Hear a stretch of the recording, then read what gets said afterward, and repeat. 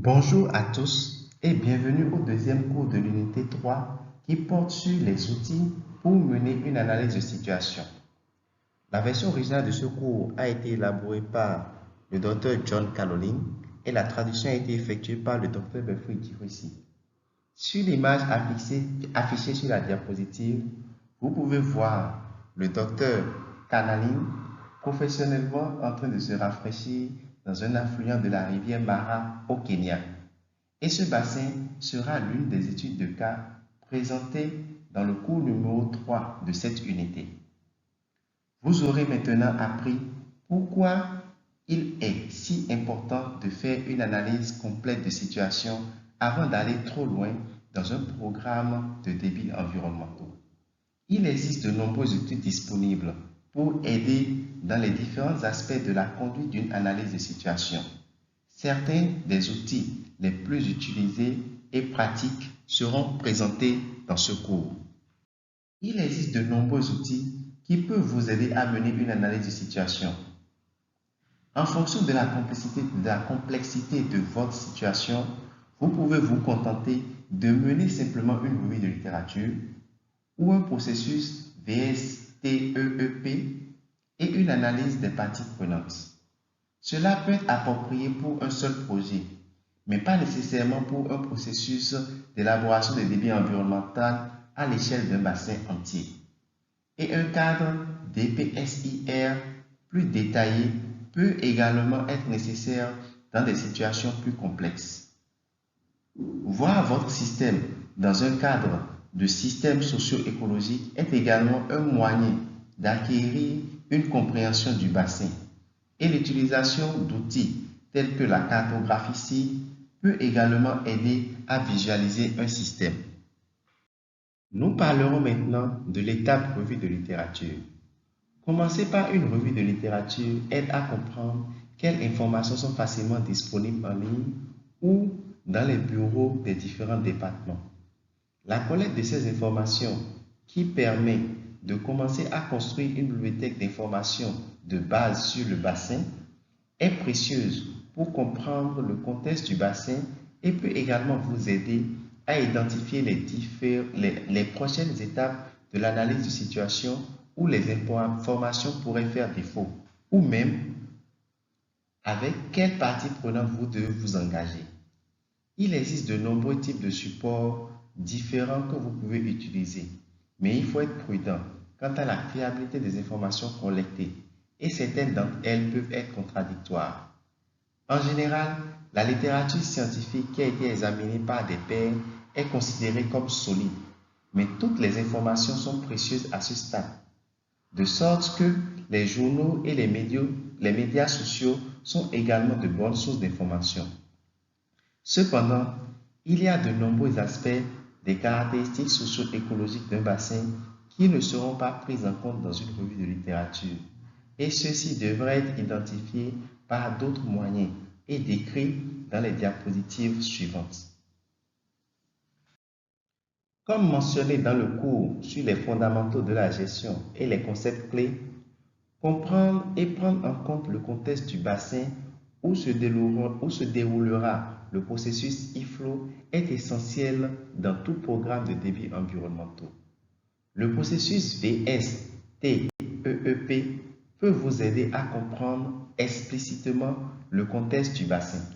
V veut dire valeur, présente la manière dont les personnes, sociétés abordent leur vie quotidiennement et ce qu'elles considèrent comme important pour elles. S, voulant dire social, concerne les interactions, les normes et les structures sociales des personnes. T, voulant dire technologie, fait référence aux outils et aux connaissances pour les utiliser. E, voulant dire environnemental, représente les écosystèmes contenus dans le bassin. Le second E, voulant dire économie, représente les business financiers, le commerce, le système monétaire.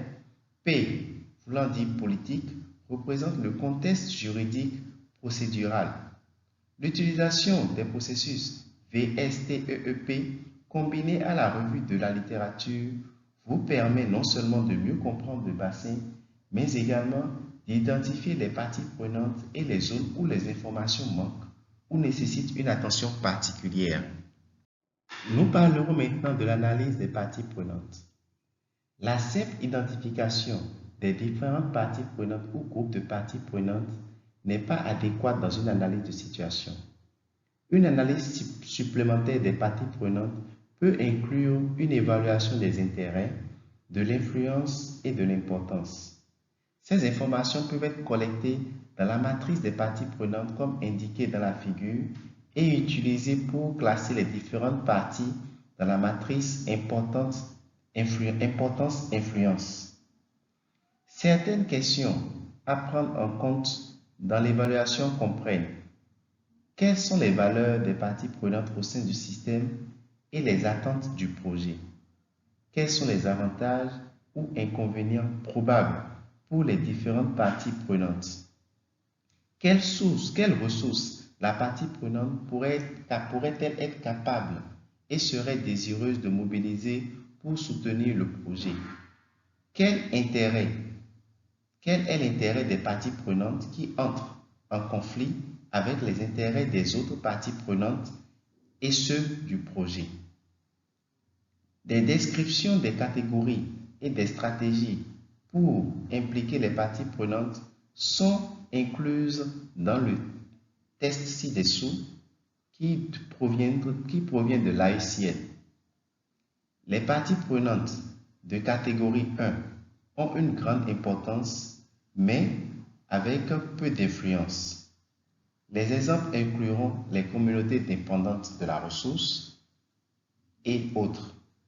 Comme ces groupes seront les cibles du projet, ils nécessiteront des efforts particuliers pour s'assurer que leurs besoins sont satisfaits et que leur participation est significative. Ils s'inscrivent vaguement dans le type d'implication partenaire. Les parties prenantes de catégorie 2 ont une grande importance et une grande influence. Les exemples comprennent les gouvernements, les bailleurs de fonds, etc. Ces parties prenantes doivent être étroitement impliquées tout au long pour assurer leur soutien et le succès du projet. Ces parties prenantes s'inscrivent vaguement dans les types d'implication contrôle. Les parties prenantes de catégorie 3 ont une faible importance et une forte influence. Ils ne sont pas la cible du projet, mais pourraient utiliser leur influence pour faciliter et le faire dérailler. Des exemples sont les groupes religieux, d'autres organisations communautaires, etc. Ils doivent être tenus informés et leurs points de vue doivent être reconnus pour cultiver le soutien et éviter les perturbations ou les conflits. Ils s'inscrivent vaguement dans le type d'implication consultée.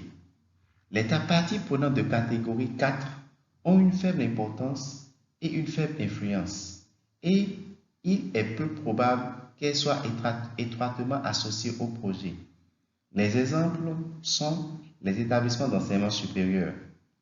Ils ne nécessitent aucune stratégie de participation particulière, bien qu'ils puissent être informés de manière générale de l'intervention et des résultats du processus. Ces catégories s'inscrivent vaguement dans le type de participation informée. La source des matrices et du test descriptif est la suivante: analyse de situation, une approche et une méthode pour analyser le contexte des projets et des programmes disponibles sur le site mentionné dans la biblio et en dessous de la diapositive. Le DPSIR est un cadre utile et largement appliqué pour analyser les relations de cause à effet entre les activités humaines qui ont un impact sur l'environnement, les conditions environnementales qui en résultent et les réponses possibles pour améliorer les conditions environnementales. À chaque étape du processus, des indicateurs doivent être identifiés pour permettre le suivi des progrès. Des versions très élaborées du cadre sont également disponibles. Elles subdivisent la chaîne causale plus en détail, mais pour une analyse de situation, rester aussi simple que possible pour dessiner et mettre en évidence les principales relations de cause à effet pour améliorer votre compréhension du système. Vous avez un exemple de DPSIR dans ce cours. Les modèles DPSIR devraient être utilisés pour élaborer les différents facteurs de pression, les états résultants, les impacts et les réponses possibles aux problèmes affectant directement et indirectement l'état écologique des systèmes aquatiques. Une analyse approfondie des relations de cause à effet révélera probablement un éventail complexe d'interactions qui sont liées à la portée du projet de débits environnementaux. La reconnaissance de ces processus connexes est importante pour fixer des objectifs réalistes pour les projets de débits environnementaux et établir un lien avec des efforts plus importants de gestion intégrée des ressources naturelles. Il est possible d'utiliser les réseaux bayésiens pour comprendre les relations causales entre les variables. Voici un exemple de modèle DPSIR en cours de transformation en un modèle de réseau bayésien qui inclut des probabilités de risque et évalue l'impact de certains changements dans les variables de conducteurs et de pression sur les variables de réponse de manière quantitative. Ce type d'outil peut vous aider à visualiser et quantifier l'impact potentiel des différents scénarios, mais surtout vous aide à définir et à comprendre les relations entre les variables au sein d'un écosystème. La gestion des ressources en eau doit être considérée comme faisant partie d'un système socio-écologique plus large. McGuinness-Ostrom, en 2014, propose une liste exhaustive de variables mesurables pouvant être utilisées pour évaluer la durabilité d'un système socio-écologique. En fonction du système et des questions de recherche auxquelles nous voulons répondre, une sélection de variables peut être choisie pour effectuer l'analyse de durabilité.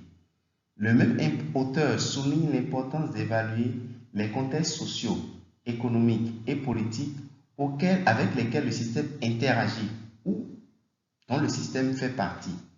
Cela doit être suffisamment simple pour vous aider à dégager les relations particulières entre les différentes composantes sociales et écologiques. La cartographie est un outil visuel d'analyse de situation où différentes couches liées à l'eau et à d'autres secteurs peuvent être superposées et analysées. La cartographie SIG est plus accessible avec des logiciels à accès libre comme QGIS et des outils de cartographie comme OpenStreetMap. Ceci est très utile pour visualiser les données et examiner les aspects spatiaux et temporels du bassin. Il faut retenir de ce cours qu'une analyse de situation est une première étape essentielle pour tout programme IFLO et permet de mieux comprendre le contexte dans lequel vous souhaitez que les IFLO implémentés soient mieux compris et de relever les défis dès le départ de manière explicite et transparente. Elle doit être suffisamment étendue pour dégager les relations entre les différentes composantes sociales et écologiques et pour aider à identifier les lacunes dans les connaissances et les parties prenantes qui doivent être impliquées. Merci.